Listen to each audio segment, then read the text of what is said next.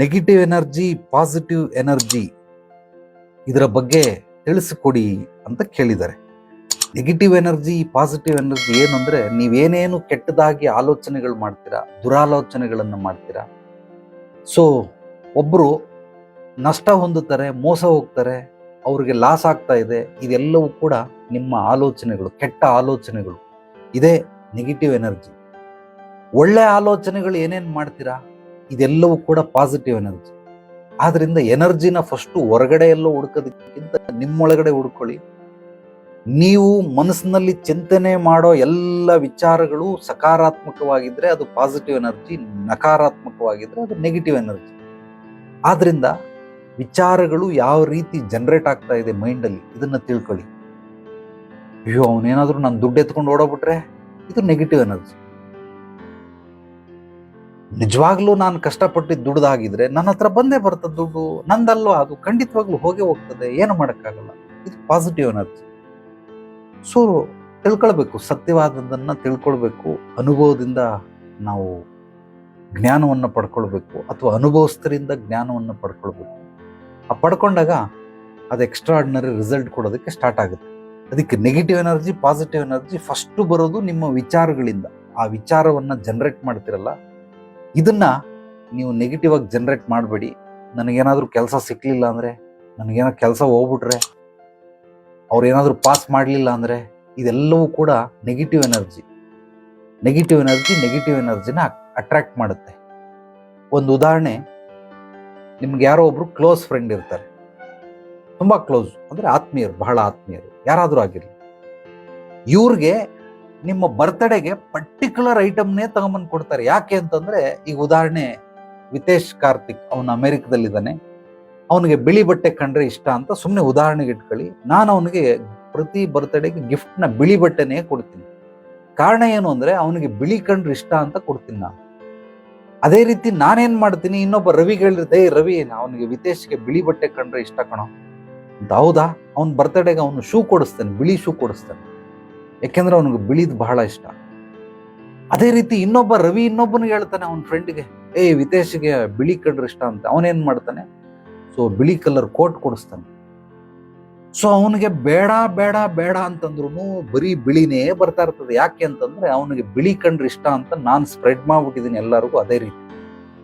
ಅದೇ ರೀತಿ ನೀನು ಬಯಸದೇ ಬಂದ ಭಾಗ್ಯ ಅಂತಾರೆ, ಆ ಭಾಗ್ಯವೆಲ್ಲವೂ ಕೂಡ ನೀನು ಏನೇನು ಬಯಸ್ತಾ ಇರ್ತೆ ಅದು ಬರ್ತದೆ. ಅದೇ ತರ ನೀನು ನೆಗೆಟಿವ್ ಆಗಿ ಯೋಚನೆ ಮಾಡ್ತಾ ಇದ್ರೆ, ನನಗೇನಾದ್ರೂ ಕೆಲಸ ಸಿಕ್ಲಿಲ್ಲ ಅಂದ್ರೆ, ಕೆಲಸದಿಂದ ತೆಗೆದಾಕ್ಬಿಟ್ರೆ, ನನ್ಗೆ ಅವ್ರೇನಾದ್ರೂ ಮೋಸ ಮಾಡ್ಬಿಟ್ರೆ, ಇದನ್ನೇ ನೀನು ಚಿಂತನೆ ಮಾಡು. ಅಂದ್ರೆ ಬಿಳಿ ಶರ್ಟ್ ಕೇಳ್ತಾ ಇದೆಯಾ, ಬರ್ತದೆ ಬಿಳಿ ಶರ್ಟ್ ಬರ್ತದೆ. ಕರಿ ಶರ್ಟ್ ಕೇಳ್ತಾ ಇದೆಯಾ, ಕರಿದೇ ಬರ್ತದೆ.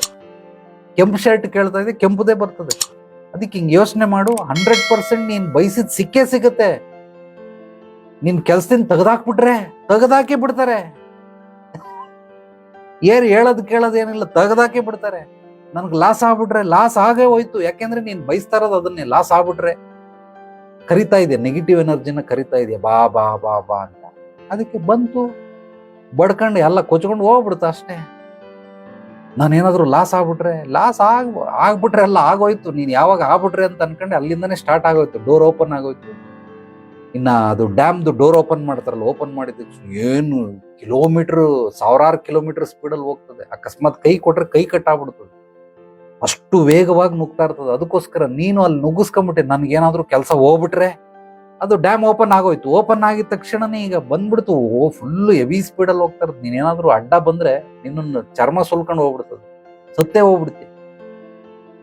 ಆದ್ರಿಂದ ನೆಗೆಟಿವ್ ಎನರ್ಜಿ, ಪಾಸಿಟಿವ್ ಎನರ್ಜಿ ಏನು ಅಂದ್ರೆ, ನೆಗೆಟಿವ್ ಆಲೋಚನೆಗಳು ನೀವು ಮಾಡೋವಂಥದ್ದು, ನೆಗೆಟಿವ್ ವ್ಯಕ್ತಿಗಳು, ನೆಗೆಟಿವ್ ವಸ್ತುಗಳು, ನೆಗೆಟಿವ್ ಸ್ಥಳಗಳು, ಇದೆಲ್ಲವೂ ಕೂಡ ನೆಗೆಟಿವ್ ಅನ್ನ ತುಂಬಿಕೊಂಡಿರುತ್ತೆ. ಮೊದಲು ನಿಮ್ಮ ವಿಚಾರವನ್ನು ತಿದ್ಕೊಳ್ಳಿ. ಎರಡನೇದು, ವ್ಯಕ್ತಿಗತವಾಗಿ ಯಾರ್ಯಾರು ನಿಮಗೆ ನೆಗೆಟಿವ್ ವ್ಯಕ್ತಿಗಳು ಅನ್ನಿಸ್ತಾರೋ ಅವ್ರ ಹತ್ರ ಮಾತಾಡೋದಾಗ್ಲಿ, ಅವ್ರ ಹತ್ರ ಒಡನಾಟ ಇಟ್ಕೊಳ್ಳೋದಾಗ್ಲಿ ಮಾಡಬೇಡಿ. ನೆಗೆಟಿವ್ ವಸ್ತುಗಳು, ಆ ನೆಗೆಟಿವ್ ವಸ್ತುಗಳಿಂದ ದೂರ ಇಡಿ. ಒಂದು ಉದಾಹರಣೆ ಸುಮ್ಮನೆ ಜನರಲ್ ಆಗಿ ಹೇಳ್ತೀನಿ.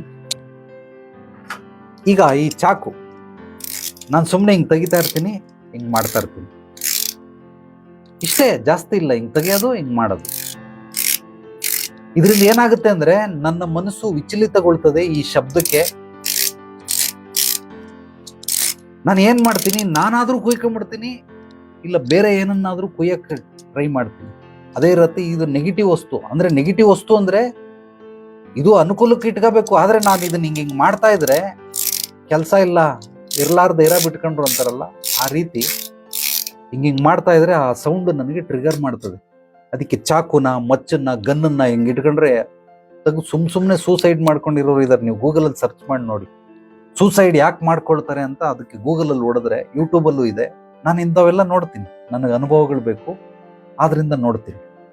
ಬಟ್ ಇದನ್ನೆಲ್ಲ ನೋಡೋದ್ರಿಂದ ಏನಾಗುತ್ತೆ, ಏನೂ ಇಲ್ಲ, ಯಾರೇನೋ ಅವ್ನಿಗೆ ಅಂದಿಲ್ಲ, ಬೈದಿಲ್ಲ, ಇದು ಮಾಡಿಲ್ಲ. ಗನ್ ಇತ್ತು, ಅದಕ್ಕೆ ಗನ್ ಟೇಬಲ್ ಮೇಲೆ ಇಟ್ಟಿದ್ರು, ಅದನ್ನ ತೆಗೆದು ಶೂಟ್ ಮಾಡ್ಕೊಂಬೋದು. ಸೊ ಇದೆಲ್ಲ ನೆಗೆಟಿವ್ ವಸ್ತುಗಳು.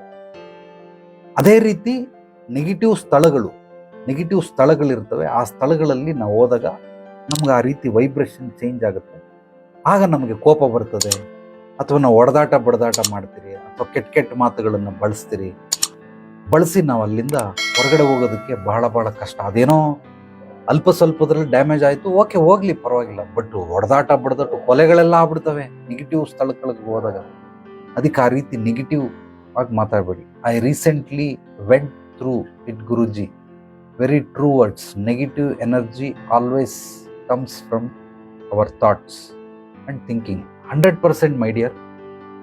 ನಾನು ನನ್ನ ಆಲೋಚನೆಗಳನ್ನು, ಜನರೇಟ್ ಆಗುವಂತಹ ಆಲೋಚನೆಗಳನ್ನು ಬಹಳ ಕೇರ್ಫುಲ್ಲಾಗಿ ಹ್ಯಾಂಡಲ್ ಮಾಡ್ತೀನಿ, ಫಿಲ್ಟರ್ ಮಾಡ್ತೀನಿ. ಬಂದರೆ ಮಗನೇ ಕತ್ತರಿಸ್ಬಿಡ್ತೀನಿ. ನಾನು ಹೇಳಿದ ಆಲೋಚನೆಗಳೇ ಬರಬೇಕು. ನೀನು ಬರಕ್ಕೆ ನಾನು ಗೇಟ್ ತೆಗೆದಿಲ್ಲ, ಡೋರು ತೆಗೆದಿಲ್ಲ. ಫಸ್ಟ್ ಪಾಯಿಂಟ್, ಗೇಟ್ ಲಾಕ್ ಮಾಡ್ಬಿಟ್ಟಿದ್ದೀನಿ. ಒಳಗಡೆ ಬರೋಕ್ಕಾಗಲ್ಲ ನೆಗೆಟಿವ್ ಆಲೋಚನೆಗಳು.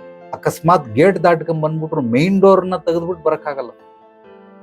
ನನ್ನ ಕೈಯಲ್ಲಿ ಫಿಲ್ಟರ್ ಸೂಪರ್ ಆಗಿದೆ, ವಿಲ್ ಪವರ್ ಸಕ್ಕ ಸ್ಟ್ರಾಂಗ್ ಆಗಿದೆ. ಆದ್ರಿಂದ ನೆಗೆಟಿವ್ ಡೋರನ್ನ ನಾನು ತೆಗೆಯೋದಕ್ಕೆ ಸಾಧ್ಯವೇ ಇಲ್ಲ. Only welcome to positive thoughts, positive things, positive persons, so positive items. So ಇದನ್ನು ಮಾತ್ರ ನಾನು ಹೊರಗಡೆ ಬಿಟ್ಕೊಳ್ತೀನಿ ಹೊರತು ನೆಗೆಟಿವ್ನೆಲ್ಲ ಖಂಡಿತವಾಗ್ಲೂ ಹೊರಗಡೆ ಬಿಟ್ಕೊಡೋದಿಲ್ಲ. ಸಾಧ್ಯವಾದಷ್ಟು ಇದ್ರ ಬಗ್ಗೆ ಹೆಚ್ಚಾಗಿ ಅಧ್ಯಯನ ಮಾಡ್ಕೊಳ್ಳಿ. ನಿಮ್ಮೆಲ್ಲರಿಗೂ ಒಂದು ಜನರಲ್ ಆಗಿ ಹೇಳ್ತೀನಿ, ಆ ನೆಗೆಟಿವ್ ಎನರ್ಜಿ, ಪಾಸಿಟಿವ್ ಎನರ್ಜಿನ ಟೆಸ್ಟ್ ಮಾಡ್ಬೋದು, ನೀವು ಪರೀಕ್ಷೆ ಮಾಡಬಹುದು. ನಾನು ನಿಮಗೆ ಅದರ ಪರೀಕ್ಷೆ ಮಾಡುವಂಥ ರೀತಿ ನೀತಿಯನ್ನು ಹೇಳ್ತೀನಿ. ನೀವು ನಿಮ್ಮ ಮನೆಯಲ್ಲಿ ಬೆಡ್ರೂಮ್ ಯಾರಾದರೂ ಇರಲಿ, ಯಾರು ಇರಬೇಡಿ, ಎಲ್ಲ ಹೊರಗಡೆ ಹೋಗಿರ್ತಾರೆ ಏನೋ ದೇವಸ್ಥಾನಕ್ಕೆ ಅಲ್ಲಿ ಇಲ್ಲಿ, ಒಂದು ಸಿನಿಮಾ, ದೆವ್ವದ ಸಿನಿಮಾನ ಪ್ಲೇ ಮಾಡ್ಬಿಟ್ಟು ಬಿಟ್ಬಿಡಿ. ಪೂರ್ತಿ 2.5 ಗಂಟೆ ದೆವ್ವದ ಸಿನಿಮಾ ಓಡ್ತಾ ಇರಬೇಕು. ಆ ದೆವ್ವದ ಸಿನಿಮಾ ಓಡಿದ ನಂತರ ನೀವು ಯಾರು ಇಲ್ಲ ಮನೆಯಲ್ಲಿ, ಬಟ್ ಸಿನಿಮಾ ಓಡಿದೆ, ಸೌಂಡ್ ಕೊಟ್ಟಿದ್ದೀರಾ, ನಾರ್ಮಲ್ ಆಗಿ ಯಾರು ಇಲ್ದಿದ್ದಾಗ ನೋಡಿರ್ತೀರಾ. ನೀವು ಹೋಗಿ ಬಂದ ಮೇಲೆ ಮನೆಯಲ್ಲಿರೋ ಯಾರಿಗಾದ್ರೂ ಒಬ್ರಿಗೆ ಅಥವಾ ಎಲ್ರಿಗೂ ಒಂದು ಕೆಟ್ಟ ಕನಸು ಬಂದೇ ಬರ್ತದೆ. 100%. ಇದು ನಾನು ಪ್ರಾಕ್ಟಿಕಲ್ ಆಗಿ ನಾನು ಮಾಡಿದ್ದೀನಿ, ಬೇರೆಯವ್ರಿಗೂ ಮಾಡಿಸಿದ್ದೀನಿ. ನೀವು ಬೇಕಾದ್ರೆ ಮಾಡಿ, ಪ್ರಾಕ್ಟಿಕಲ್ ಆಗಿ ಮಾಡಿ ನೋಡಿ. ಖಂಡಿತವಾಗ್ಲೂ ಒಂದು ಮಗು ಹುಚ್ಚೊಯ್ಯಕ್ಕೆ ಎದುರ್ಕೊಳ್ತದೆ. ಇಷ್ಟು ದಿವಸ ಆರಾಮಾಗಿ ಒಬ್ಬನೇ ಮಲಗ್ತಾ ಇದ್ದ, ಎದ್ದೋಗ್ತಾ ಇದ್ದ. ಆದ್ರೆ ಈಗ ಆ ದೆವ್ವದ ಸಿನಿಮಾ ಅವ್ನು ನೋಡಿಲ್ಲ, ಮನೆಯಲ್ಲಿ ಪ್ಲೇ ಮಾಡಿದ ಅಷ್ಟೇ. ಅದೇ ರೀತಿ ಈಗ ಒಂದು ಒಳ್ಳೆ ದೇವ್ರ ಸಿನಿಮಾ, ಸೊ ಭಕ್ತ ಕುಂಬಾರ ಒಂದು ಸಿನಿಮಾ ಪ್ಲೇ ಮಾಡ್ಬಿಟ್ಟು ಹೊರಗಡೆ ಎಲ್ಲೋ ಹೋಗಿದ್ರು, ಪಿಕ್ಚರ್ ನೋಡ್ಕೊಂಡು ಬಂದ್ರು.